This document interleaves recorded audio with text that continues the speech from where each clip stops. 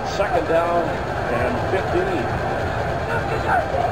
And then they push it downfield. That's where Hasselbeck is going, and it's incomplete.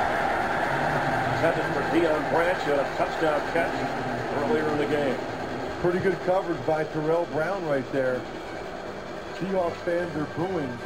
They think there was a little bit too much contact. You take a look at his right arm. He's covering Deion Branch.